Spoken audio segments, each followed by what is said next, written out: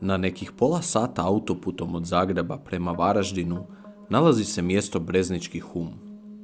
To mjesto krase vinogradi i brežuljci, te se može reći da je taj kraj sam po sebi pitom. Ljudi tamo rade svakodnevne poslove, a veliki broj njih uživa i zemlju koju obrađuju nakon posla.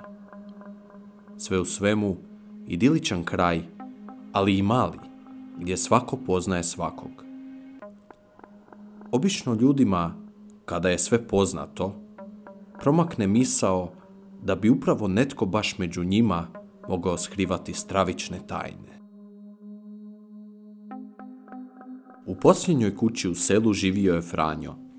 Njegova pojava odavala je određenu razinu nemara.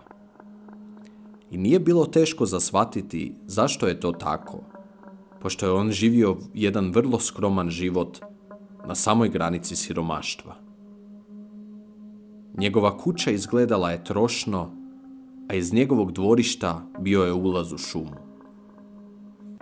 Živio je sam, nije imao djece, a svakog je dana obilazio šumu ne bi li pronašao nešto jestivih gljiva, kestena te ostalih blagodati koje šuma nudi. Franjo je bio ekspert za gljive, volio ih je skupljati, proučavati i jesti. Kako je živio u izolaciji, bio čudan, nitko od mještana nije previše zanimalo što taj čovjek radi te kako živi. Godinama nitko nije posjećivao njega, niti ulazio u njegovu kuću. A njegova kuća, koliko god bila trošna, čuvala je neke tajne koje je samo on znao. Bruno, Marko i Filip bili su prijatelji od malena. Svi su bili iz okolice Zagreba. Kako su godine prolazile, sve manje su imali priliku za druženja. Svako od njih je imao svoj život i svoje obveze, te su se jednostavno udaljili jedni od drugih. No, Filip, koji je bio najmlađi od svo troje, uskoro se trebao oženiti i postati otac. Njemu je sve to bilo jako novo i neistraženo. Stvarno je trebao savjet od prijatelja. Jednog je dana okrenuo brojeve od obojice te ih upitao da mu se pridruže na planinarenju u subotu. Nije ih trebao mnogo nagovarati, pošto su obojica htjeli malo pobjeći od obiteljskih obaveza. Stigla je subota. Filip je nakon ručka sjeo u auto i krenuo po Marka, a potom i po Brunu. Dečki su bili oduševljeni što su se našli i nije im trebalo dugo da se opuste. Pričali su o svemu. Brzo su stigli do zabačenog dijela ceste gdje su se zaustavili te krenuli dalje pješice. Svaki od njih je imao kod sebe mobitel i pametan sat, tako da su znali da se ne mogu izgubiti i da će se vratiti do auta kada prošeću šumom. Međutim, stvari su jako brzo pošle po zlu. Samo sat vremena od kad su krenuli u avanturu, Marko i Bruno počeli su tražiti od Filipa da uspori tempo. Kako su puno vremena provodili na poslu, nisu bili u zavidnoj formi. Filip se složio usporiti tempo, te je tu vidio priliku da pita za neke savjete oko braka i djece. Međutim, Marko i Bruno nisu shvatili ozbiljnost Filipovih pitanja, te su sve sveli na šalu. Filipu nije bilo drago što su tako neozbiljni, te je očekivao više od djetinjastih odgovora. Bilo kako bilo, momci su nastavili hodati, sve dok se ispred njih nije nalazilo veliko križanje. Kako je noć već lagano padala, obojica su se zagledali u Filipa, očekujući da im kaže kojim smjerom dalje. Filip je bio siguran u to da poznaje dobro ovaj teren. Nije pred njima htio pokazati nesnalažljivost. Posegnuo je za mobitelom u nadi da očita neku od karata. Na mobitelu nije imao signala. Skrenuo je ulijevo. Momci su ga pratili te i dalje izbijali šale kako su hodali kroz šumu. Sada je već bilo dosta kasno i krenuo je padati potpuni mrak. Pošto se nisu dovoljno opremili za takve uvjete, momci su odlučili da će se vratiti do auta. Krenuli su oni malo bržim korakom do auta kada su se opet našli na križanju. Sva trojica bila su sigurna da od tog križanja idu ravno. Hodali su tako i hodali, već lagano nervozno gledajući jedan drugog. Nitko se ne želi naći u šumi usred mraka. Kada su stali kod manjeg križanja, svima je laknulo jer je tamo bio kamen neobičnog izgleda preko kojeg je palo stablo. Sada su znali da su dovoljno blizu šljunčanom putu na kojem su parkirali svoj automobil. Sva trojica su samopouzdano krenuli lijevo. Nije dugo ostalo dok ne padne potpuni mrak. Kada su hodali, primijetili su da hodaju dulje nego što bi zapravo trebali, ali pretpostavili su da je to zbog toga što je mrak i što im u tim uvjetima treba puno dulje da pređu određen put. No, osjećaj ih je zavarao. Počeli su biti nervozni. Svako je u drugome tražio krivca. Stvarala se nelagodna atmosfera između trojice prijatelja. Pogledajte, rekao je Bruno. U što točno gledamo, odgovori Filip već pomalo frustriran što nisu našli put do auta. Ovu stazu smo već prošli, na ovom križanju smo već bili, gnjevno ponavlja Bruno, kada zajedno sa Markom gleda Filipa koji je sad već osjećao osjećaj straha. Kako sam glup, naveo sam ih na krivi put, pomisli Filip u trenutku. Sada je morao biti oprezan jer su Marko i Bruno već trebali biti kući. Moram nazvati svoju ženu, pomisli Bruno u tom trenutku. Počinje vaditi mobitel na kojem nema signala. Pa zar stvarno nema signala ovdje? Koji vrag? Kako ću ženi objasniti da sam se izgubio u šumi u kojoj nema signala i iz koje ne možemo izaći van? Marko, koji je sa strane gledao ovu dvojicu kako se nerviraju, odlučio je smiriti situaciju. Dečki, rekao je, ajmo se svi malo smiriti i pokušati pronaći auto.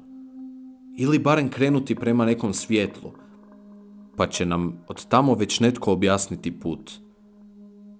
Ideja se činila razumna, te su Bruno i Filip odlučili poslušati Markov savjet. Potpuno je pao mrak. Oslanjali su se na svjetla svojih mobitela. Hodali su šumom, a pod njihovim nogama pucketale su suhe grane. Hej, rekao je Filip, pogledajte tamo. To ne izgleda kao naš auto, rekao je Bruno sarkastično. Trošna kuća iz koje je dopiralo svjetlo stajala je u daljini kao slamka spasa. Zbilja mislite da ćemo obaviti poziv iz ove kuće? Ne izgleda mi kao kuća u kojoj postoji telefon, dodao je Filip uistinu zabrinuto. Jel imaš neku bolju ideju? Upitao ga je Bruno. Marko se složio sa Brunom. Moramo otići do tamo i pitati za smjer, jer je očito da smo se izgubili. Krenuli su prema toj trošnoj kućici. Hodali su ubrzano, jer su im se baterije na mobitelima praznile zbog svjetljike. Kada su došli do kuće, pogledali su u svim smjerovima, ne vidjevši nikog okolo. Marko se približio kući i pokucao na stara drvena vrata. Halo, ima li koga?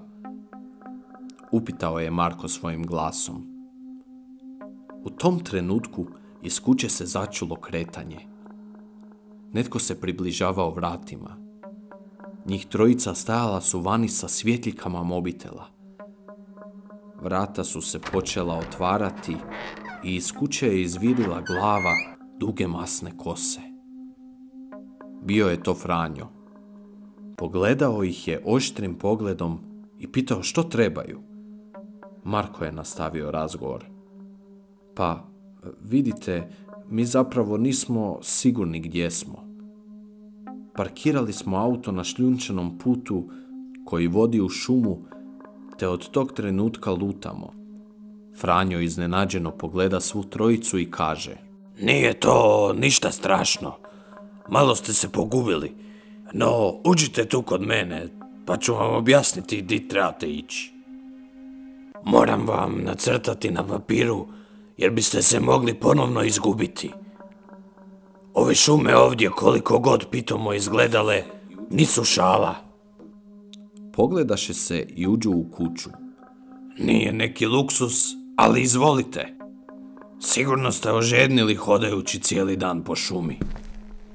Ma ne trebate ništa davat, prozborio je Marko pogledom skenirajući prostor u kojem su sjedili.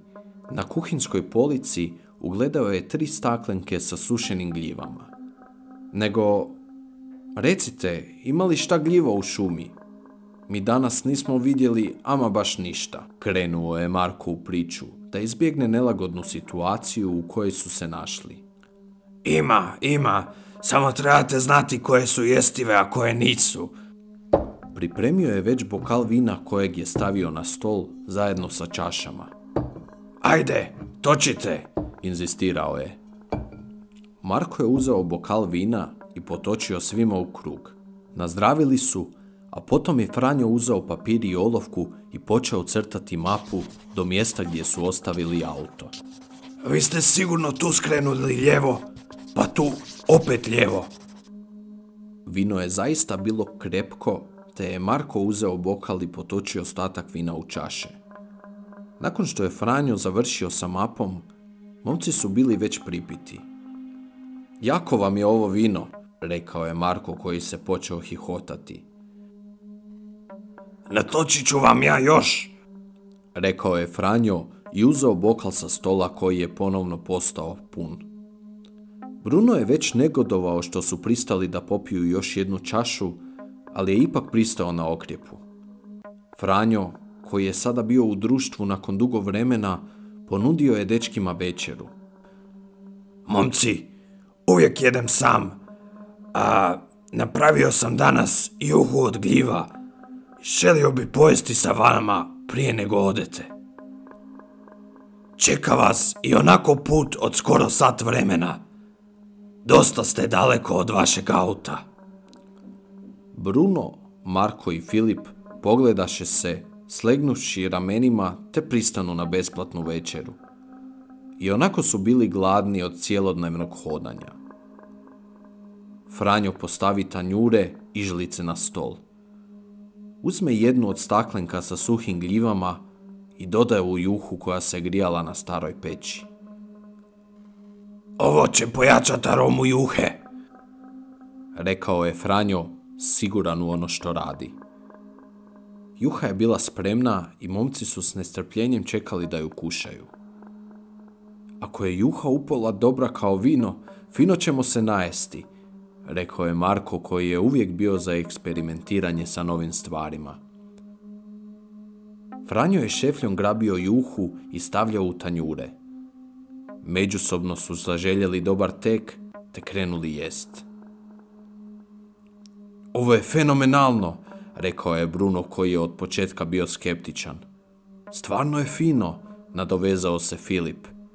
Marko je također uživao u juhi.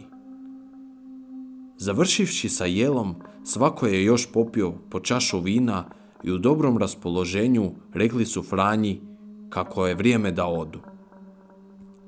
Mislio sam da ćete ostati ovdje na još jednom bokalu. Svi su se lagano smješkali, ali su se njihovi ukršteni pogledi sastali i bilo je vrijeme da odu. Marko je ustao, a kako je ustao, tako je odmah sjeo nazad.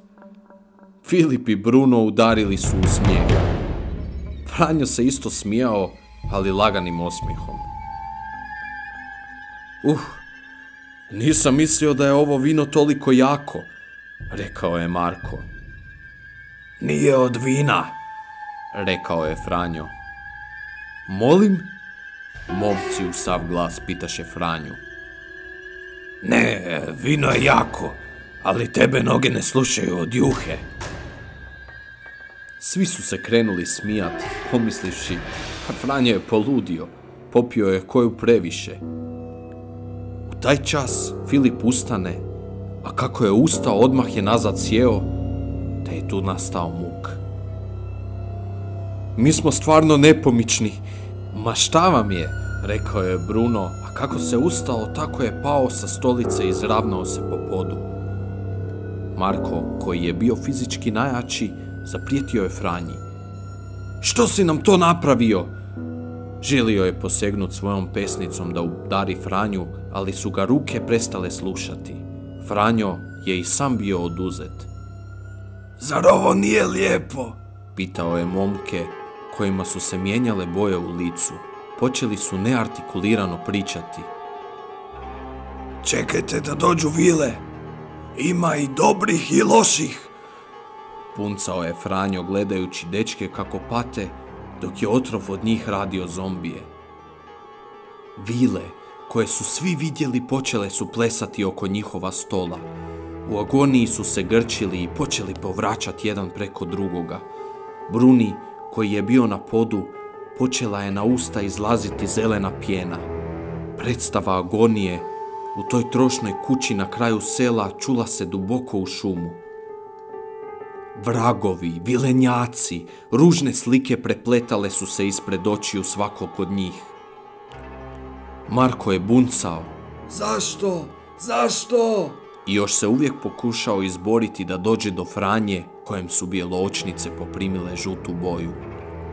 Svo četvero u toj agoniji jedva su čekali da sve završi. I tako je i bilo. Sve je završilo. Glavama posloženim na stolove, pune sluzi i krvi što je izašla iz njihova usta. Bruno, koji je zgrčen na podu u najvećoj agoniji, vidio najstrašnije stvari netom prije nego što mu je otkazalo srce. Franjo, na neki čudan način, više nije bio sam. Sada će ostati sa njima zauvijek u toj trošnoj kući na kraju sela.